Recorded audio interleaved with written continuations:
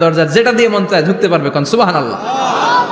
বিশ্বনবী বললেন ইন্নালিল জান্নাতি সামানিয়াতু আবওয়াব, জান্নাতের ভেতরে দরজা হলো 8টা। মিনহা বাবুন ইউসাম্মা আর-রায়্যান, 8টা দরজার মধ্যে স্পেশাল একটা দরজা আছে, দরজাটার নাম হলো রায়্যান। লা ইয়াদখুলুহু ইল্লা সাইমুন, রোজাদাররা ছাড়া কেউ রায়্যান দরজা দিয়ে ঢুকতে পারবে না। যারা রোজা রেখেছেন তাদের জন্য এন্ট্রি দেয়া হবে এই দরজা দিয়ে ঢুকার। আবার বিশ্বনবী বললেন মান দাখালাহু লাম ইয়াজমা আবাদা, একবার রায়্যান দরজা দিয়ে ঢুকার সুযোগ যে পেয়ে যাবে চিরকালের জন্য তার গলার তৃষ্ণা মিটে যাবে।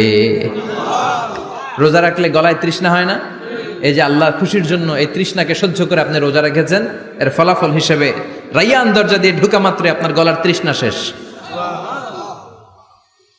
জান্নাতের 8টা দরজার কোন না একটা দরজা দিয়ে আমরা ঢুকবো। এখন এই দরজার সাইজ কতটুকু জানার দরকার আছে না নাই? বিশ্বনবী বললেন ইন্না মিসরাইন মিন মাসারি'i জান্নাহ মা বাইনা মাক্কা ওয়া হাজার, সৌদি আরবের মক্কা শহর থেকে বাহরাইন শহর যত দূর, জান্নাতের দরজাটা হবে তত দূর। আমাদের দরজা কয় ফিট বাই কয় ফিট হয়? বাসার দরজাগুলো